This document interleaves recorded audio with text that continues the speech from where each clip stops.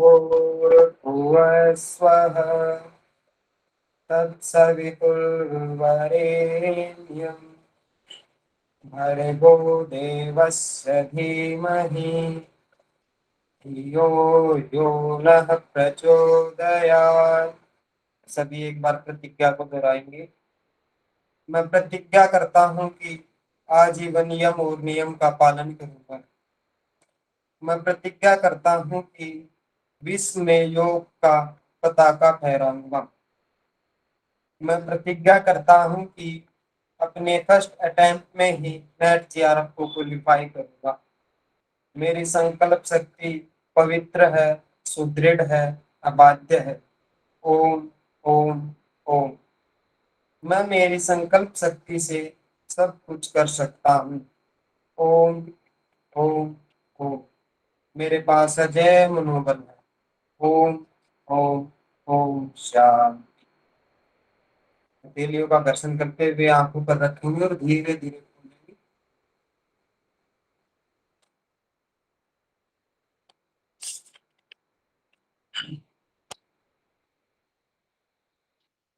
चलिए जी,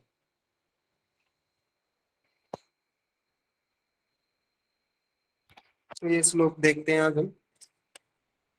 चतुरशीति आसनानि शिवेन कथितानि च कथितानि वै तेभ्यश्चतुष्कम् आदाय सारभूतम ब्रवीम्यहम्। तो कह रहे हैं जी, चतुर अशीति, चतुर मतलब चार, अशीति मतलब 80, 84 आसन शिवेन कथितानि च, सर्वशक्तिमान शिव के द्वारा कहे गए हैं। और मैं स्वात्माराम तेभ्यस, उन 84 आसनों में से सारभूतम, सारभूत, चतुष्कम, चार आसन, आदाय लेकर के, चुन करके, ब्रवीम्य हम बता रहा हूं आपको। ये चार सारभूत आसन कौन कौन से हैं वो जी आगे चलिए, आगे बताएंगे कौन से। सिद्धम पद्मम तथा सिंहम भद्रश्चेति चतुष्टयम श्रेष्ठम तत्रापि च सुखे तिष्ठेत सिद्धासने सदा। तो कह रहे हैं जी, सिद्धम पद्मम सिंघम और भद्रम, ये चार आसन हैं जो उत्तम आसन है, श्रेष्ठ आसन है। और इन चार आसनों में से भी श्रेष्ठ कौन से आसन है? तत्रापि, जो ये चार आसन है इनमें से भी श्रेष्ठम, श्रेष्ठ आसन कौन सा है? सिद्धासन है। और इस सिद्धासने, सिद्धासन में सदा, सदा अर्थात हमेशा सुखपूर्वक तिष्ठेत, सुखपूर्वक बैठे। ठीक है जी। 84 आसन बताए, उनमें से चार सारभूतासन बताए जो श्रेष्ठ है, उनमें से भी एक श्रेष्ठ सिद्धासन है। और गैरन संहिता में कितने आसन थे, कोई बता सकता है? 32 32 32। वैसे शिव जी ने कितने आसन बताए थे वहां पर? 84 लाख 84 लाख 84 लाख। 84 लाख के बाद 84 फिर 32। जी बिल्कुल ठीक। यहाँ पर 84, 15, फिर 4 और फिर 1। ठीक है जी, ऐसे याद रखना। चलिए यार,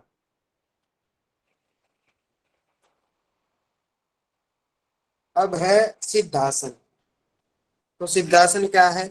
योनि स्थानक मंद्रिमूल घटितम कृत्वा दृढ़म विन्यसेत मेढ्रे पादमथैकमेव हृदये कृत्वा हनुम सुस्थिरम स्थाणुः संयमितेन्द्रियो अचल दृशा पश्येत भ्रुवोरन्तरम योऽन्त मोक्ष कपाटक भेद जनकम सिद्धासनम प्रोच्यते। कह रहे हैं कि भाई अंध्रिमूल घटितम, जो अंध्रिमूल निकलेगा यहाँ पर, अंध्रिमूल अर्थात एडी को, योनि स्थानकम अर्थात योनि स्थान में, शिवनी नाड़ी में, घटितम अच्छा अर्थात लगा दे, दृढ़म घटितम कृत्वा, अच्छी पूर्वक, दृढ़ता पूर्वक लगा दे, वहां पर स्थित कर दें। ठीक है जी।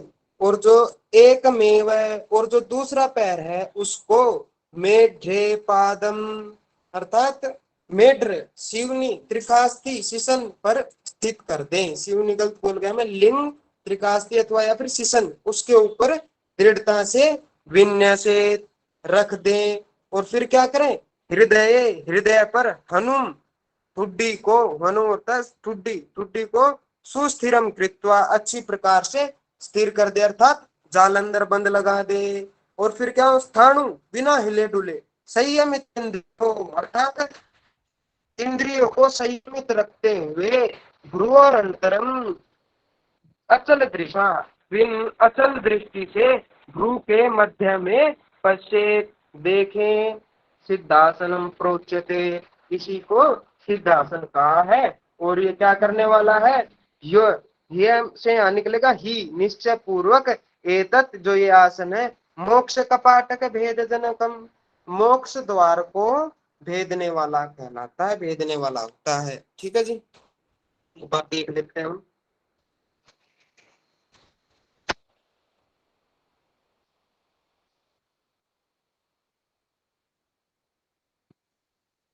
ये देखिए,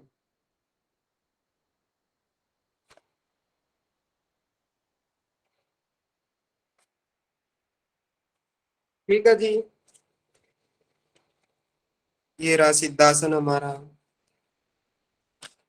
एक पांव को अंदरी मूल एडी को सीवनी से अच्छी प्रकार से लगा दें, यहां से देखें, ये लगा रखा है इन्होंने सीवनी पर एक पैर को, ठीक है जी। और दूसरे पैर को उसके ऊपर रख दिया इन्होंने, सिसन के ऊपर, त्रिकास्थि के ऊपर, ठीक है जी। और फिर क्या कहा, जालंधर बंद लगाने की बात आई, आगे चलकर इन्होंने जालंधर बंद लगा दिया, ये जालंधर बंद लगा दिया यहाँ पर। और नासाग्र इनकी दृष्टि, भ्रू मध्य में इनकी दृष्टि है, अभी दिखाई नहीं दे रही, ये हमारा सिद्धासन कहलाता है। और ये सिद्धासन क्या करने वाला है, मोक्ष कपाटक भेद जनकम, जो मोक्ष रूपी दरवाजा है उसको खोलने वाला है। भाई तुम्हारे प्राण मोक्ष रूपी उसमें चले जाते हैं, मोक्ष में चले जाते हैं एक प्रकार से, जब तुम्हारी मृत्यु का समय आता है तब। ठीक है जी, ये हमारा सिद्धासन हो गया।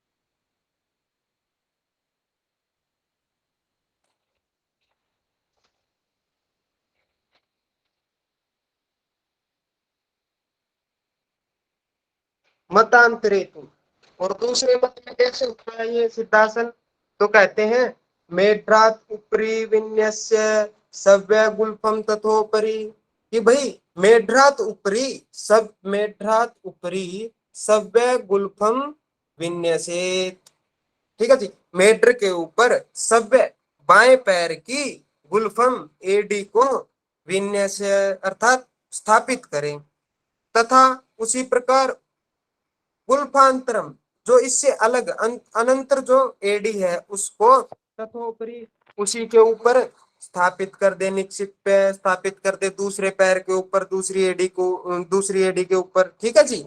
यह हमारा सिद्धासन कहलाता है, इदम सिद्धासनम भवेत्। जो पीछे बात कही सेम ही बात यहाँ पर कह रहे हैं, किंतु पीछे जालंधर बंद आया था, भ्रूमध्य दृष्टि आई थी, और मोक्ष के कपाटों को भेदने वाला था, क्या नहीं बताया, मतांतरे बता दिया। ठीक है जी, दूसरे लोगों के मत के अनुसार। सर जी, ये सव्यम का अर्थ क्या है सर? कहीं भी सव्य आएगा उसका अर्थ होगा बायां, और कहीं भी दक्षिण आएगा उसका अर्थ होगा दायां। ठीक है जी, ओके सर।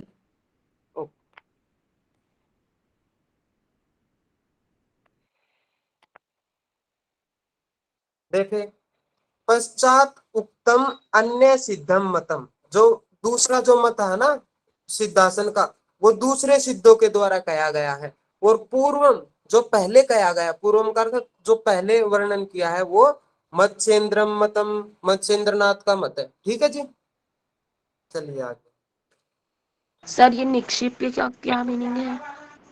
निक्षिप्त कहाँ पर आया है, लगा करके होता है, निक्षिप्त है स्थित करके, हाँ स्थित करके होता है निक्षिप्त। ठीक है जी, चलिए आगे। एतत् सिद्धासनम प्राहु, अब सिद्धासन के चार नाम बता दिए यहाँ पर। एतत् सिद्धासनम प्राहु, ये इसे सिद्धासन कहते हैं। ठीक है जी, कौन, मच्छेंद्र जी। अन्य अन्य लोग वज्रासनम प्राहु, अन्य अन्य विदु विद्वान लोग वज्रासनम प्राहु, वज्रासन कहते हैं। मुक्तासनम वदंती एके, और कुछ लोग इसको मुक्तासन कहते हैं, और प्राहु कहते हैं गुप्तासनम परे, और कुछ लोग इसको गुप्तासन भी कहते हैं। तो इसके 4 नाम बता दिए यहाँ पर, सिद्धासन, वज्रासन, मुक्तासन और गुप्तासन। चलिए आगे। अब ये देखिए, यमेष्विव मिता आहारः अहिंसा नियमेष्व मुख्यम सर्वासनेष्वेकम सिद्धा सिद्धासनम विदु। कि भाई यमों में अहिंसा, यमों में मिताहार और नियमों में अहिंसा। ठीक है जी। पीछे क्या आया था? पीछे 10 और नियम में मिताहार किस चीज में आया था? यम में, हाँ जी, यम में आया था। यम में आया था सर। हाँ जी, अहिंसा भी यम में आई थी, किंतु यहाँ पर इन्होंने अब स्वात्माराम जी ने अहिंसा इसमें किस में बता दी? नियम में बता दी। ठीक है जी। तो इस दृष्टि से अगर हम देखते हैं तो वो जो पीछे 10 यम और नियम करे थे, तो वो नीचे परिशिष्ट में थे, उस लाइन के नीचे थे। जैसे ये लाइन है ना, उसके नीचे बताए हुए थे और उसका कोई रेफरेंस भी नहीं था। किंतु यह इस श्लोक से पता लगता है कि भाई स्वात्माराम जी ने कौन सी परंपरा का यम और नियमों का उल्लेख किया है। ठीक है जी। ऐसे ही उसमें भी मिलता है, आपको दिखाता हूँ। एक वो है योग तत्वों, उसमें भी ऐसे ही है। आपको दिखाता हूँ। ये दिख रहा है, लघु आहारो यमेश वेको मुख्यो भवती न एक तरह। कि भाई जो मितार है, लघु आहार मतलब जो मितार है, यमेश वेको, ठीक है, यमों में मुख्य बताया है न इतर। और अहिंसा नियमेश वेको, नीचे आया ना, अहिंसा नियमेश वेको, अहिंसा को नियम में बताया है इन्होंने भी। एक प्रकार से इसी परंपरा का अनुसरण किया है स्वात्माराम जी। तो हमको तो दोनों ही करने हैं, उधर वाले भी करने हैं जो 10 यम और नियम बताए थे, और जो यहाँ पर बताया कि भाई मिताहार को उसमें बता दिया यम में, और जो अहिंसा है उसको नियम में भी तैयार करना हम। ठीक है जी, ये चीज हमें याद करनी। तो बता रहे सिद्धासन कैसे मुख्य है, तो कह रहे हैं कि भाई यमेश विव मिताहार है, जिस प्रकार यमों में मिताहार और नियमों में अहिंसा है मुख्य है, उसी प्रकार सर्वासनेष्वेकम, सभी आसनों में मुख्यम मुख्य सिद्धा सिद्धा सिद्धि सिद्ध लोग विदु कहते, विद्वान लोग सिद्धासनम सिद्धासन को कहते हैं। ठीक है जी। जिस प्रकार यमों में मिताहार, नियमों में अहिंसा मुख्य है, उसी प्रकार सभी आसनों में सिद्धासन मुख्य कहलाता है, मुख्य बताया गया है। ठीक है जी। नेक्स्ट, चतुरअशीति पीठेषु, चतुरअशीति पीठेषु, पीठ होता है आसन, वो आसन, और पीठेषु सप्तमी, बहुत सारे आसनों में। तो 84 आसनों में सिद्धमेव सदा अभ्यसेत, सिद्ध आसन का हमें सदा अभ्यास करना चाहिए। क्यों? क्योंकि ये द्वासप्तति सहस्त्राणाम नाड़ीनाम मल शोधनम, ये 72,000 नाड़ियों का मल शोधन करता है। द्वासप्तति कैसे निकलेगा? द्वा मतलब होता है 2, सप्तति होता है 70, तो ये हो गया 72, सहस्त्राणाम होता है 1000, तो क्या हुआ? 72,000 नाड़ी नाम, नाड़ियों का मल शोधनम, मल शोधन करता है। प्रश्न बन सकता है कि भाई 72,000 नाड़ियों का शोधन कौन से आसन से होता है? तो वो कौन सा आसन है? वो है सिद्धासन। अब आगे देखिए, फिर कहते हैं ये सिद्धासन की ही महत्ता चल रही है।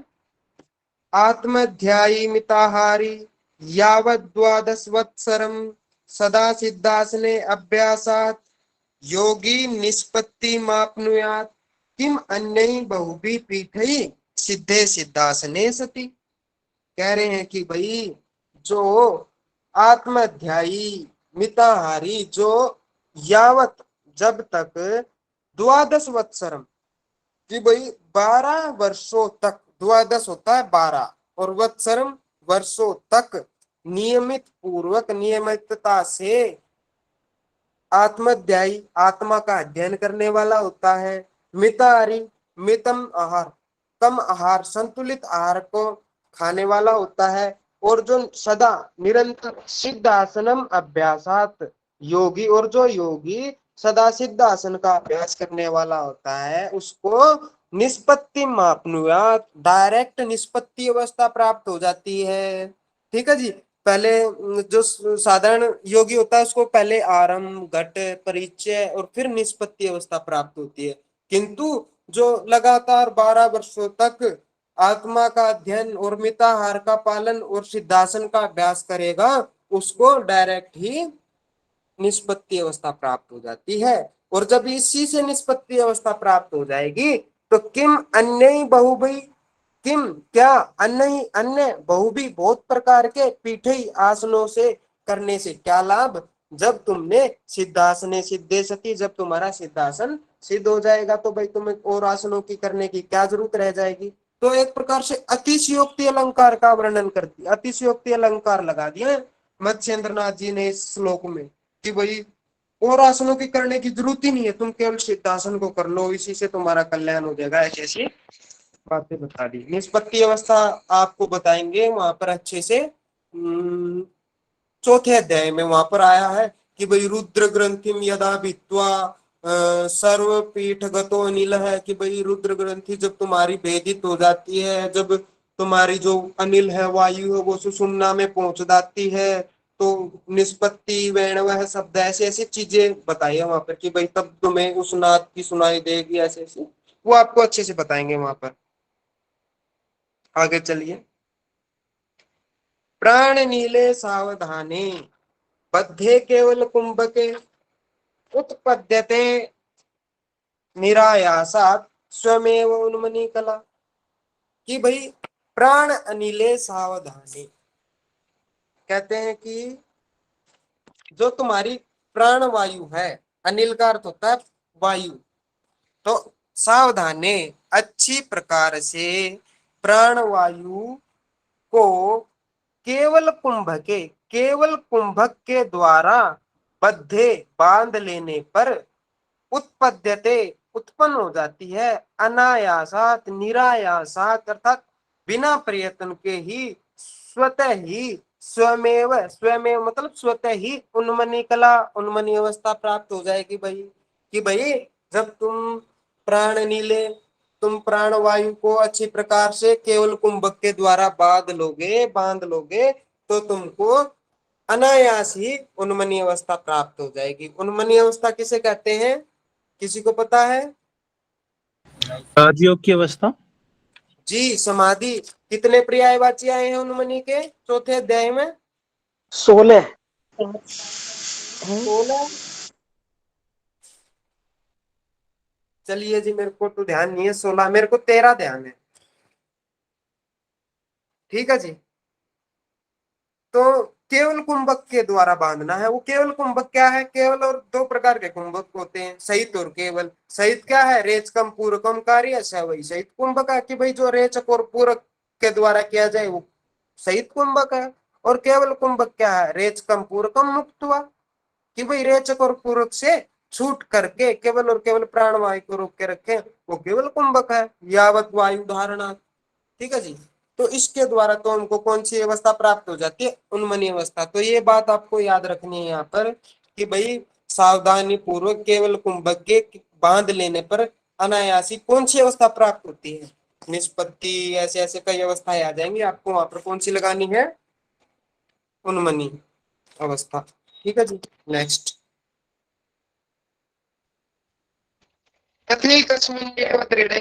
सिद्धासने सदा कह रहे तथा एकस्मिन् एव केवल एकस्मिन् एव एक केवल और केवल सिद्धासने सदा बद्धे सिद्धासन का सदा पालन करने से बंध तृतीयम अनायास स्वयमेव उपजायते तीनों बंध अनायास ही लग जाते हैं, सिद्ध हो जाते हैं। ठीक है जी। चलिए आगे। ये इंपोर्टेंट श्लोक है, ये भी आपको याद रखना है। न आसनम सिद्ध सदृशम, कि भाई सिद्ध आसन के समान कोई भी आसन नहीं, आसनों में सिद्ध आसन श्रेष्ठ बता दिया। न कुंभ केवलोपम है, कि भाई कुंभकों में केवल और केवल केवल कुंभक ही उत्तम है, उसके समान उपमय निकलेगा यहाँ पर। उपमय मतलब उसके समान कोई और कुंभक नहीं। न खेचरी समा मुद्रा, और मुद्राओं में खेचरी से अच्छी कोई मुद्रा नहीं। और नाद सदृशो लय है, न नाद सदृशो लय, और नादों में श्रेष्ठ क्या बता दिया? लय नाद बता दिया कि भाई इस नाद के नादों में श्रेष्ठ लय नाद है। ठीक है जी, आगे चलिए। अब आ गया पद्मासन। पद्मासन की कौन क्या सा है? नाद है सर? जी बताइए। सर नाद। लास्ट सूत्र का फिर से एक बार पूरा बता दीजिए। जी अभी बताया। नोट।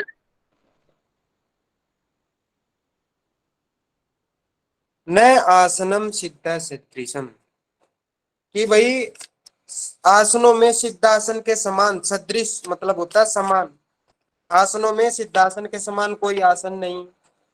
न कुंभ केवलोपमा, कुंभकों में केवल कुंभक के समान कोई कुंभक नहीं। न खेचरी समा मुद्रा, मुद्राओं में खेचरी के समान कोई मुद्रा नहीं। और न नाद सदृशो लय, और कि भाई नादों में कोई, नादों में सबसे श्रेष्ठ नाद कौन सा बताया? लय नाद बता दिया। हम्म, चलिए आगे।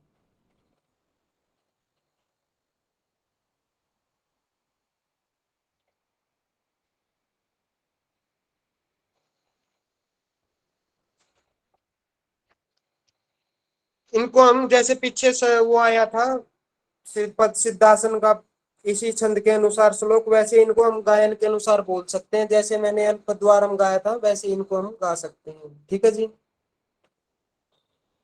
चलिए। वामोरुमूला वामोरुपरि दक्षिणं च चरणं संस्थाप्य वामं तथा दक्षो उपरि पश्चिमेन विधिना धृत्वा कराभ्यां दृढ़म् अंगुष्ठौ हृदये निधाय चिबुकं नासाग्रमालोकयेत् एतत् व्याधि विनाशकारी यमीनां पद्मासनं प्रोच्यते। कहते हैं कि भाई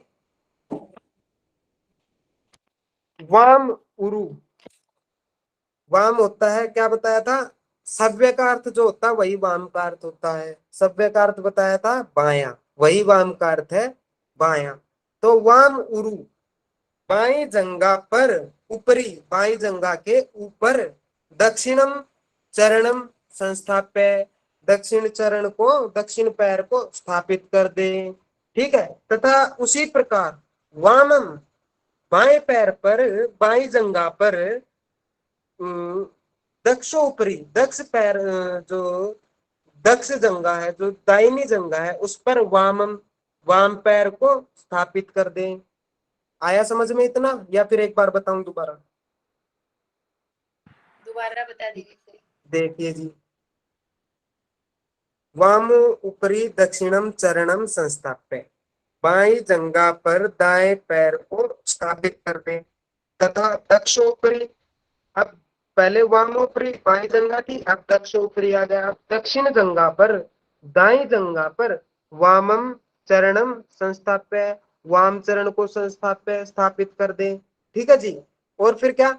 पश्चिमेन विधिना, पीछे की पीठ वाली विधि से, कराभ्याम, कराभ्याम मतलब दोनों हाथों से, अंगुष्ठौ, अंगूठों को, धृत्वा दृढ़म, दृढ़ता पूर्वक पकड़ ले, धारण कर ले, अर्थात एक प्रकार से बद पद्मासन की तरह। फिर बताया हृदय निधाय चिबुकम, अर्थात जालंधर बंद लगा दे, निधाय लगा दे, चिबुकम ठोडी को, कहां पर? हृदय, हृदय पर। फिर क्या कहा?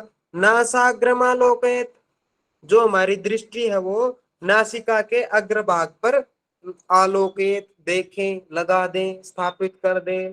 ठीक है। एतत्, यह जो आसन है, व्याधि विनाशकारी, व्याधियों का नाश करने वाला आसन है। इसी को यमीनाम यमियों के द्वारा, सन्यासियों के द्वारा, योगियों के द्वारा पद्मासनम, पद्मासन प्रोच्यते, कहा जाता है। ठीक है जी, एक बार देख लेते हैं वहां पर, दिखाई दे रहा है आपको ये? तो कहा कि वाम और ऊपरी, ये वाम जंगा है, बाई जंगा, ठीक है, इस तरफ वाम, और ये दक्षिण। तो अब कह रहा है कि बाएं जंगा पर दाएं पैर को रख दें, रख दिया जी, और दक्षिण जंगा पर बाएं पैर को रख दें, रख दिया। आ गया इतना समझ में? वामोर ऊपरी दक्षिणम चरणम संस्थाप्य, और दक्षोर ऊपरी वामम चरणम संस्थाप्य। ठीक है जी, और फिर क्या कहा? पश्चिमेन विधिना, पीछे की विधि से, पीछे मतलब पीठ की तरफ वाली, पश्चिम का अर्थ पीछे ही होता है। आप एक बार देखोगे, आप सूर्य उदय का सूर्य का उदय कहां से होता है? पूर्व से सूर्य का उदय होता है। जब आपको जहां से सूर्य उदय होता है उस तरफ आप खड़े होंगे, तो आपकी पीठ के तरफ कौन सी दिशा होगी? पश्चिम। हाँ, तो इसी से याद रखो, पश्चिम का मतलब पीठ की तरफ, पीछे का भाग। ठीक है जी, तो पीछे की तरफ से पश्चिमेन विधि ना, पश्चिम विधि से दोनों हाथों को ले जाएंगे और अंगूठों को पकड़ लेंगे, देखो पकड़ लेंगे। ठीक है जी, ये पकड़ लिया, दाएं हाथ से दाएं पैर का अंगूठा, बाएं हाथ से बाएं पैर का अंगूठा क्रॉस करते हुए। ठीक है जी, और फिर क्या कहा? हृदय निधाय चिबुकम, हृदय पर चिबुक को, ठुड्डी को लगा दे, अर्थात जालंधर बंद को लगा दे, और नासाग्र मानो है, नासाग्र दृष्टि रखे। ये हमारा कौन सा आसन कहलाया? पद्मासन। और ये क्या करता है? एतत् व्याधि विनाशकारी, और जो ये आसन है व्याधियों का विनाशकारी होता है, रोगों का नाश करने वाला होता है। इसका लाभ बता दिया। चलिए आगे चलते हैं। मतांतरे, तो दूसरों का सर मत भी आएगा जी, पूछो। सर ये हृदय निधाय करके है, तो उसका जो अर्थ लिखा है उसमें मतलब कहीं पर भी जालंधर बंद करके नहीं है, तो हर बार इसका मतलब जालंधर बंद ही लेंगे ना? जी, जालंधर बंद लेंगे हर बार। हृदय पर निधाय चिबुकम, निधाय मतलब लगा दे, चिबुकम ठुड्डी को हृदय पर, तो कौन सा बंद होगा? वो जालंधर बंद ही होगा एक प्रकार से। ठीक है ओके जी, सर। अब है नेक्स्ट मतांतरे, कि भाई दूसरों के मत में क्या आया है। उत्तानौ चरणौ कृत्वा पुरु संस्थौ प्रयत्नतः, कि भाई चरणों को, पाद तलवों को, उत्तानव ऊपर की ओर करके, पुरु संस्थौ दोनों, चरणों द्विवचन है तो दोनों पैरों के तलवों को, उत्तानव भी द्विवचन है तो दोनों को ऊपर की दिशा में करेंगे, ऊपर की ओर करेंगे। उरु संस्थव दोनों जंघा पर रखेंगे, द्विवचन है इसलिए दोनों पैरों को दोनों जंघाओं पर प्रयत्नतः कृत्वा, प्रयत्न पूर्वक लगा दे। ठीक है जी, इतनी बात आ गई आपको समझ में? अब आगे क्या कहा? उरुर मध्य ततो उत्तानो पाणी कृत्वा ततो दृश्य, ताकि पूर्व मध्य दोनों जंघाओं के बीच में पानी, हाथों को उत्तानव ऊपर की दृष्टि, ऊपर की ओर करते हुए, अर्थात संपुट सा बनाते हुए, वो अंजनी मुद्रा सी बनाते हुए वहां पर स्थित कर दे उसको। और फिर क्या कहा? कृत्वा मतलब स्थित कर दे। और फिर क्या कहा? नासाग्रे ततो दृश्य, जो हमारी दृश्य दोनों नेत्र है, दोनों दृष्टि जो है उनको कहां पर स्थापित कर दे? नासाग्र। ठीक है जी, और विन्यसेत राजदंत मूले तु जिव्या, जिव्या और जिव्या को राजदंत मूल में विन्यसेत स्थापित कर दे। और फिर क्या कहा? उत्तभ्य चिबुकुम वक्ष उत्थाप्य पवनम नहीं, कि भाई उत्तभ्य चिबुकम वक्ष, और चिबुक को वक्ष पर स्थापित कर दें। ठीक है जी, और पवन को, जो अपान वायु, उसको धीरे धीरे ऊपर उठाएं। ठीक है जी, एक बार हम वहां पर देख लेते हैं, वहां और अच्छे से समझ।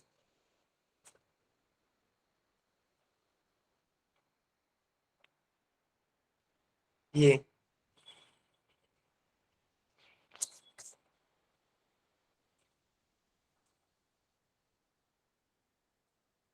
अब देखें, उत्तानव चरणों कृत्वा, जो हमारे पैर हैं इनको ऊपर की तरफ कर दिया इन्होंने।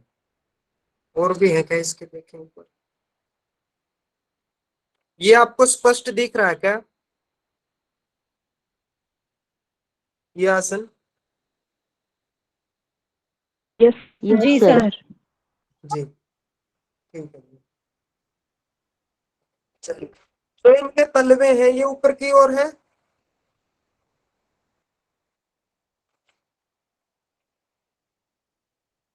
ऊपर की ओर है इनके तलवे, ठीक है। और दोनों जंघा पर स्थित हो गए, दोनों तलवों को दोनों जंघा पर ऊपर की ओर करते हुए स्थित कर दिया ऊपर की ओर, ठीक है जी। और जो हाथों की एक अंजनी मुद्रा सी बना दी, जो अंदर अंजनी मुद्रा तो वहां आया था ना, उत्तान ऊपर की ओर करें हाथों को, मुद्दा करके नहीं, ऊपर की ओर। अगर वहां नीचा होता तो हाथ उल्टा होता हमारा, उस टाइम पर मुद्दा होता, इस समय सीधा है हमारा हाथ। तो उत्तानो पाणी कृत्वा, पानी को हाथों को ऊपर की ओर करते हुए उरुर मध्य संस्थाप्य, उरु के मध्य में स्थापित कर दें। और जो हमारी दृष्टि है वो नासाग्रम विन्यसेत, तो इन्होंने बंद कर रखी है, वैसे नासाग्र यहाँ पर दृष्टि आएगी। और जो हमारी जिव्या है वो कहां पर आएगी, राजदंत मूले तु जिव्या, राजदंत मूल में हमें जिव्या को लगा देना है। और क्या कहा, उत्तभ्य चिबुकम वक्षसी, और वहां पर कहा कि ठुड्डी को हृदय पर अर्थात हृदय अर्थात या फिर कंठकूप हो उस पर स्थित कर दें। तो इन्होंने ये भी नहीं किया ना, नासाग्र दृष्टि की ना प्रचार है, पीछे वाले में होगा। देखो अग्रिम या देखो कि भाई इन्होंने हाथ भी वैसे ही किए, पैरों के तलवे भी वैसे ही कर रखे हैं, नासाग्र की दृष्टि है, और जो कौन सा बंद लगा रखा है, जालंधर बंद है, और राजदंत में इनकी जिह्वा है, ठीक है। राजदंत कहां पर स्थित है पता है किसी को? नहीं सर बताइए। जीभ की चलिए छाप। कर, राजदंत में आपको बताता हूँ। अच्छा, हमारे शरीर में कितने द्वार होते हैं? 9 द्वार। 9 9 हैं? द्वार, 9 द्वार होते 9 हैं सर। द्वार, 9 जो द्वार। 9 दसवां द्वार सर। जो 10वां द्वार होता है उसको ये बोलते हैं राजदंत। 10वां द्वार पता है कहाँ होता है?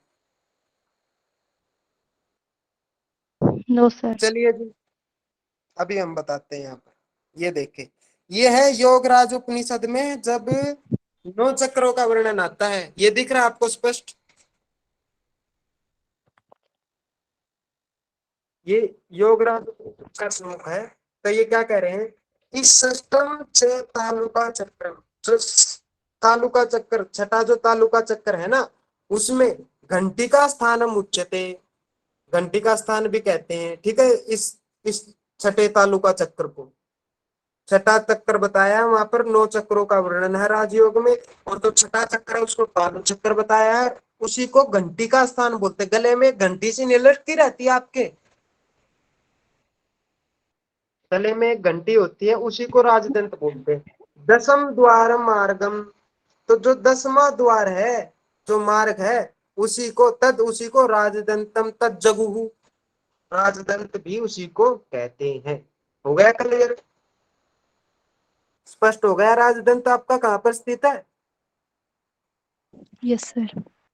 हाँ सर, पर ये जीभ वहां तक कैसे लेके जाएंगे, मतलब? वहां तक पहुंचती नहीं है, किंतु प्रयास तो करना है। सर जैसे खेचरी में लेके जाते हैं हाँ, भूमध्य तक, वैसे यहाँ भी लेके चले जाएंगे। खेचरी का आप अभ्यास करो, आप ले जाओगे वहां तक, बिल्कुल पहुंचोगे, उससे भी और पीछे पहुंचोगे आप, तो अमृत रस का बिंदु चक्र तक पहुंच जाओगे तब तो। चलिए नेक्स्ट, ये हमारा स्पष्ट हो गया। अब क्या बता रहे हैं, इदम, जो ये पीछे बताया, पद्मासनम प्रोक्तम, पद्मासन कहते हैं इसको, जो हमने पीछे व्याख्या की। सर्व व्याधि विनाशनम, सभी व्याधियों का विनाश करने वाला है। इन चीजों को आप पकड़ना, कहाँ पर आया सर्व व्याधि विनाशनम, सभी चीजें आपको याद रखनी है, ठीक है जी। छोटे छोटे याद, भाषण।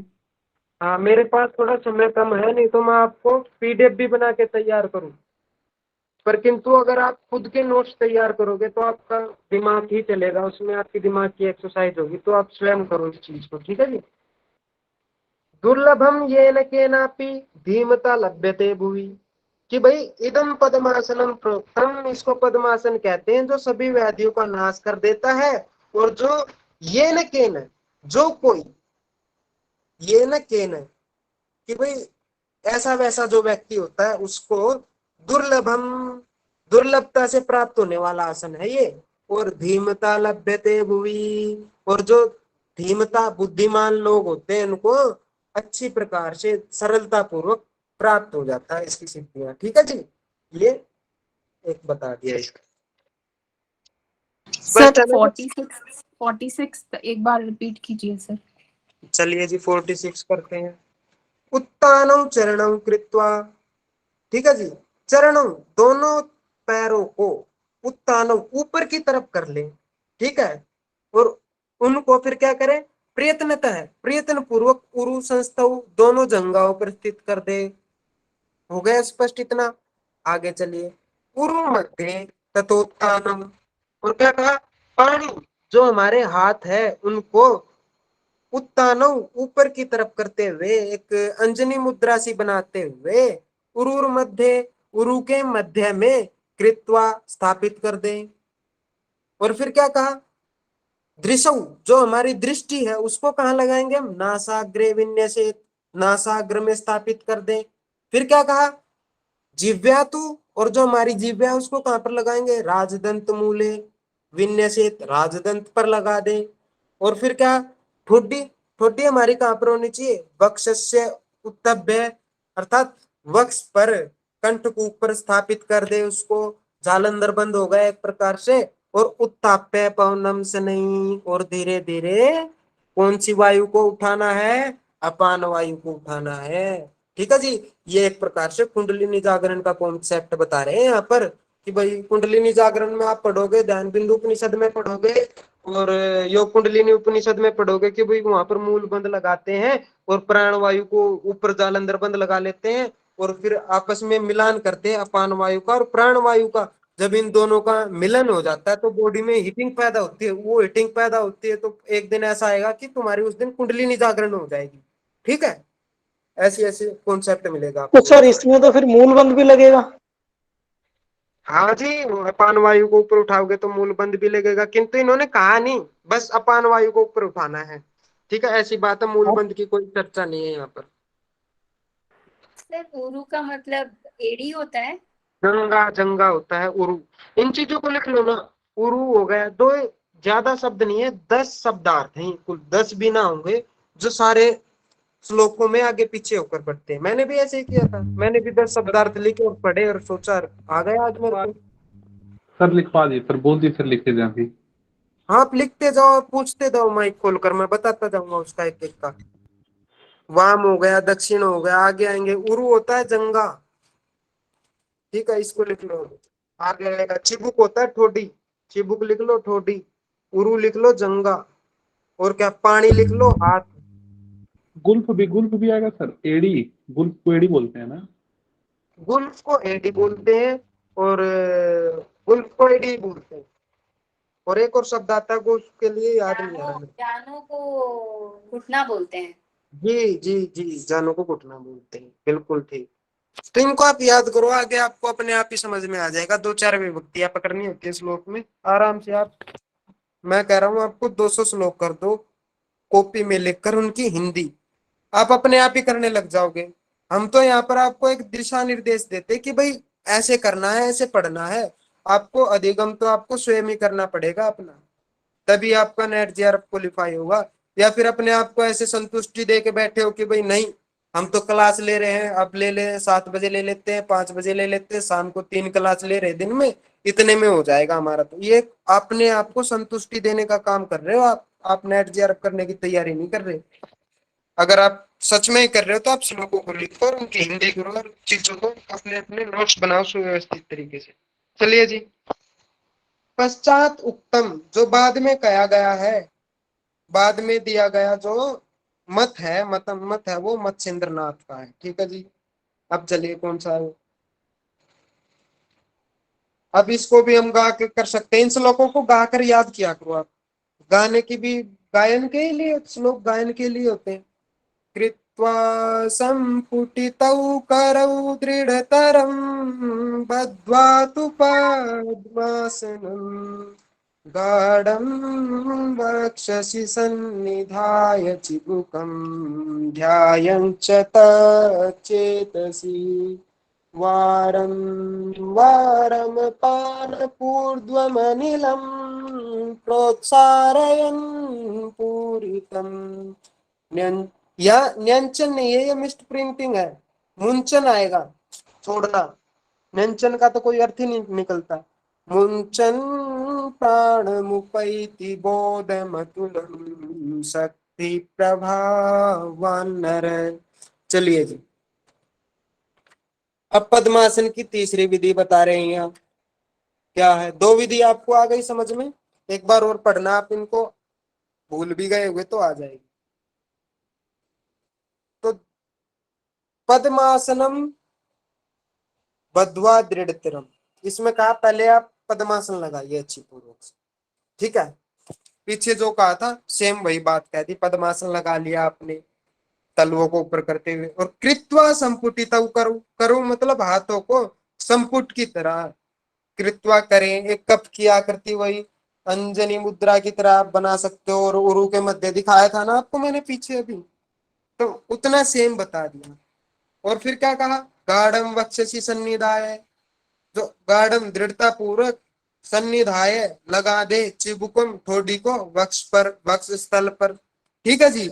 और ध्यायंश तच्चेतसी, और उस परम तत्व चेतन आत्मा का ध्यान करना है। देखो यहां तक तो बात सेम है इतनी।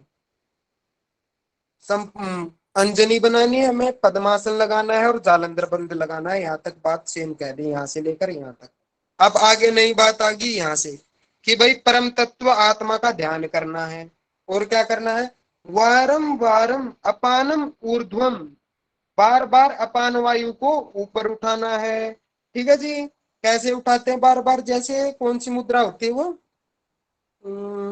अश्विनी मुद्रा। अश्विनी मुद्रा होती है वो। अश्विनी मुद्रा की तरह बार बार जब आप उसको अपान वायु को उठाना है। और प्रोत्साहन पूरितम अनिलम, और ऊपर से हमें कौन सी वायु का पान करना है? प्राण वायु को पूर्ण प्राण। करना है जी। बताइए। नहीं सर, मैं बोल रही थी कि हाँ, प्राण वायु को नीचे लाना है और अपान वायु को ऊपर लेकर जाना है। जी जी, यही बात कह रही है, ठीक है।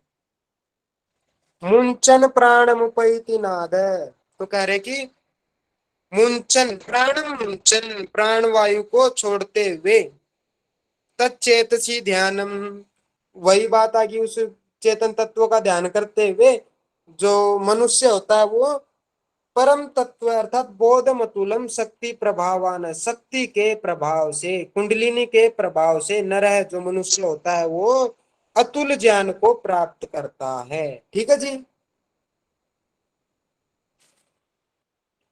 कुछ पूछना है इसमें? सर अतुल ज्ञान से मतलब? अतुल ज्ञान मतलब कि तत्व ज्ञान का, जागरूकता को, एक जागरूकता सी महसूस करता है वो, ठीक है जी, अतुल ज्ञान से। सर एक बार रिपीट करना सर श्लोक। हिंदी में रिपीट कर दूं या फिर संस्कृत में करूं? देखिए, पद्मासन लगाया हमने, ठीक है जी। पद्मातु पद्मासनम, ये पद्मासन लगा दिया।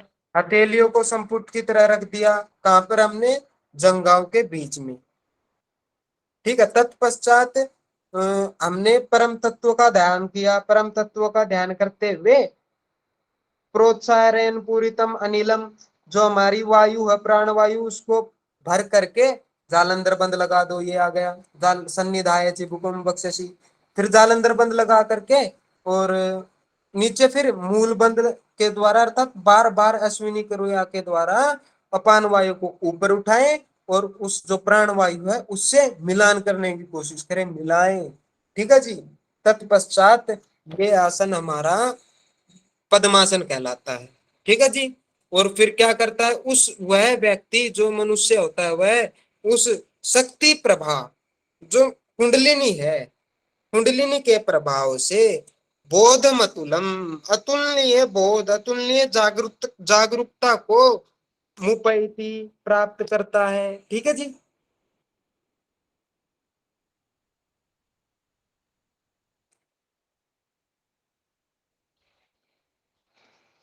हुआ स्पष्ट या नहीं हुआ आपको?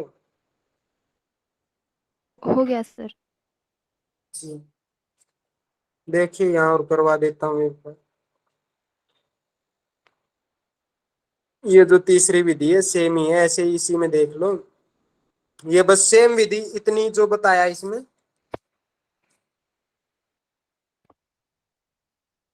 जो पीछे आया था पद्मासन हमारा सेम है। बद पद्मासन से जो दूसरी विधि थी, बीच वाली विधि थी, सेम आदि होनी है। ठीक है। इसमें परम तत्व का ध्यान करना है। इसमें दृष्टि का वर्णन नहीं बताया, पीछे वाली में दृष्टि का वर्णन था। यहाँ प्राण को और अपान को मिलाना है एक प्रकार से। ठीक है। और अतुलनीय जागरूकता में मिलती है, कुंडलिनी का ज्ञान होता है। ऐसी इसका लाभ बताए, विशेषताएं बताइए बस। ठीक है। स्पष्ट है जी ये आसन आपको? Yes sir. पद्मासने स्थितो योगी नाड़ी द्वारेण पूरितम,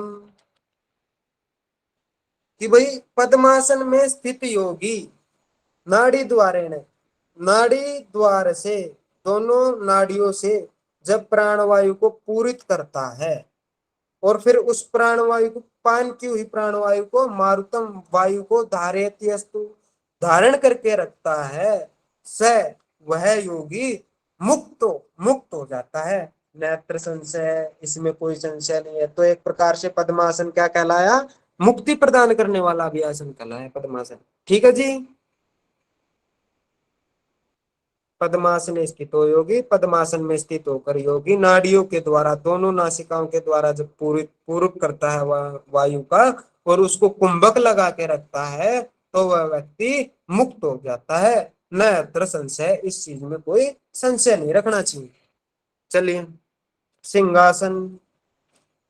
गुल्फौ च वृष्णस्यादः शिवन्या पार्श्वयोक्षिपे दक्षिणे सव्य गुल्फम तु दक्ष गुल्फम तु सव्यते। कि भाई गुल्फौ, गुल्फौ का अर्थ क्या था? एडी। एक अगर गुल्फ होता तो एक एडी होती, किंतु गुल्फौ आया तो दोनों एडियों को वृषणस्य अधः, वृषण के नीचे स्थापित कर दे। ठीक है। शिवन्या पार्श्वयोक्षिपेत, शिवनी के पास में स्थापित कर दे। कहने का मतलब ये है दोनों एडियों को शिवनी के दोनों ओर स्थापित करें। कैसे? दक्षिण, दक्षिणे सव्य गुल्फम तु दक्ष गुल्फम तु सव्य के, दक्षिण गुल्फ को सव्य की तरफ बाईं तरफ, और जो दक्षिण गुल्फ को बाईं तरफ, और क्या करेंगे कि बाएं एडी को दक्षिण तरफ, जो हमारी बाएं एडी है उसको दक्षिण की तरफ ले जाएंगे और जो दाईं एडी है उसको बाएं तरफ लेके जाएंगे। ये सिंहासन कहलाएगा। दोनों एडियो को शिवनी के दोनों ओर स्थापित करना है, बाईं एडी को दाईं तरफ, दाईं एडी को बाईं तरफ, और हाथों को आगे बताएंगे, हाथों को कैसे घुटनों पर रखना है। हस्तौ तु जानुओ संस्थाप्य, और हस्तौ दोनों हाथों को जानू पर, दोनों जंघाओं पर संस्थाप्य स्थापित कर दे। स्वयं उंगली संप्रसार्य च, और सभी उंगलियों को संप्रसार्य अच्छी प्रकार से प्रसारित कर दे, फैला दे। और व्यात्त वक्त्रो, वक्त्र होता है मुख, और व्यात्त होता है खोल देना, चौड़ा कर देना, और मुख को खोल दे। और नासाग्र निरक्षेप, और जो दृष्टि है वो हमारी नासिका के अग्रभाग में लगा दे, तू समाहित है। ऐसे ऐसे आप बैठ जाएंगे, आपका सिंहासन होगा। आपको और समझाता हूँ अच्छे से। ये देखिए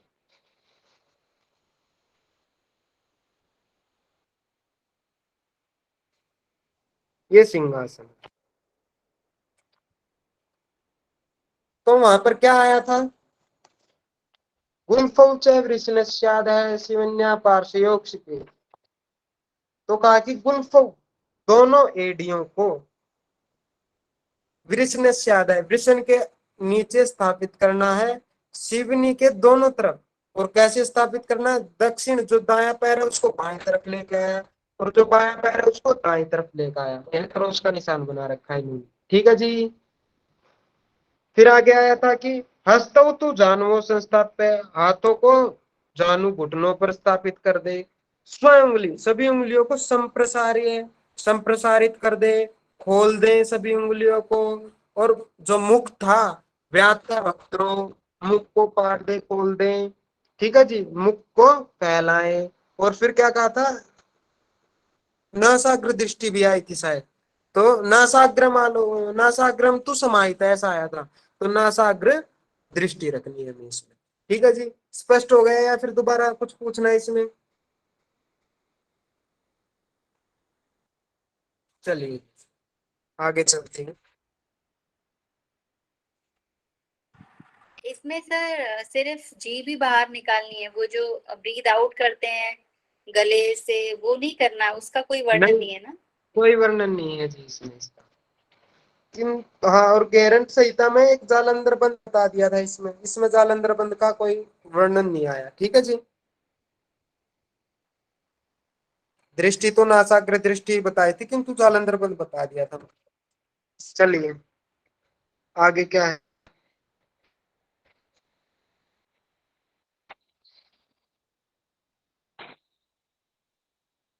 सिंहासनम भवेत एतत् पूजितम योग पुंगवै, बंद तृतीयम संधानम कुरुते चासनोत्तमम। एतत् सिंहासनम भवेत, सिंहासन कहलाता है जो पूजितम, पूजित है, योग पुंगवई, योग के पुंगों द्वारा, मनुष्य द्वारा यह जो सिंहासन है वो पूजित है। और क्या कहा? बंद तृतीयम संधानम, तृतीय बंद, जो तीनों बंद है वो अनायासी सिद्ध हो जाते हैं, लग जाते हैं, कुरुते, इस सिंहासन के करने से। च आसनोत्तमम, च, और यह आसनों में उत्तमम, आसनों में भी उत्तम बता दिया, केवल उत्तम बताया, श्रेष्ठ नहीं बताया, इस चीज का ध्यान रखना। आसनों में उत्तम कौन सा आसन है? सिंहासन आ जाएगा। ठीक है जी, हो गया स्पष्ट यहाँ पर आपको, या कुछ पूछना है इसमें? पद्मासनी बताया था ना सर उत्तम। पद्मासन, नहीं, पद्मासन श्रेष्ठ आसन है, ये उत्तम हाँ, बताया गया है। सिद्धासन श्रेष्ठ आसन है, पद्मासन उत्तम आसन है, किंतु ये भी उत्तम आसन है। जब चार आसनों की गणना हो तब उनको भी लगाना है, जब केवल सिद्धासन की गणना हो और कोई दूसरे आसन हो तब आपको उत्तम सिंहासन लगाना है। ठीक है जी।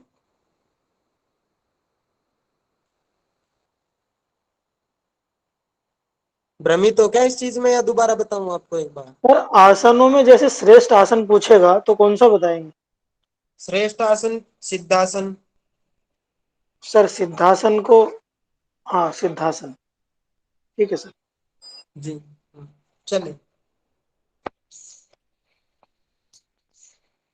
समय क्या हो गया?